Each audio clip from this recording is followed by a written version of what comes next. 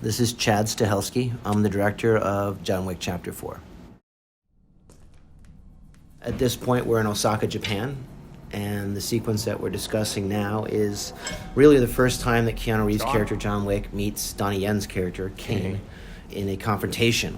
So in this scene, we've already seen John Wick take on a bunch of bad guys. We know he's got nunchucks, and he's got his gun, and he's got a sword, and all that stuff. They gave you my name. Yeah. So when we do skill introductions, like Donnie Yen obviously plays a blind assassin, but he's so hyper skilled. So it's a lot of contact stuff. We did it in what we call the museum room in the Japanese Osaka Hotel. That's why you see all the Japanese artwork and plates and glass.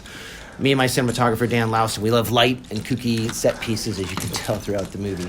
So we had visited this museum years ago in Osaka, and we kind of modeled it after a lot of the museum and modern art exhibits that we had seen in Japan.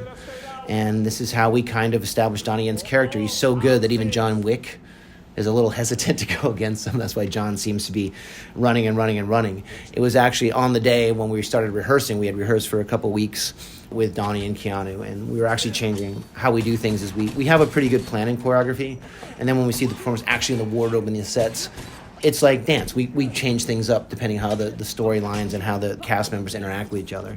We started doing the choreography with set, and Keanu will tell you as well, Donnie Yen is an amazing martial art performer. He's been doing it for so long. But on top of that, he's also, even after having such a long career, he's still incredibly fast, almost too fast. And if you see Donnie really go, you realize how good he is. So we had to get that across in the character, but still make it look like John Wick has a chance against him.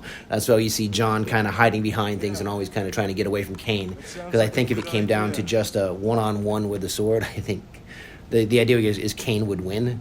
So John's trying to hedge his bets by doing the run and gun kind of thing. When I first talked to Donnie, my idea was, okay, we're going to take some of the kung fu style that he's done with the sword. Donnie's like, well, I'd like to try something else. Donnie was great. He watched all the John Wicks, and he got that we were trying to do something new with firearms. So he's like, why do the same old stuff? Let's do something new for Kane as well.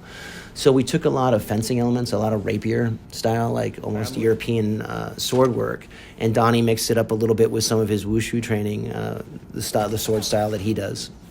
And we kind of got it together. So it's like, okay, it's always this, when you create with these fantastical characters, it's like, how do you suspend disbelief? How long can a blind guy go in a gunfight? There's little things like that. So the choreography you see was meant to be very, very close quarter. That's why they're engaged, they're touching.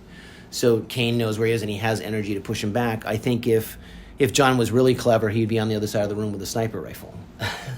But the movie would be short that way.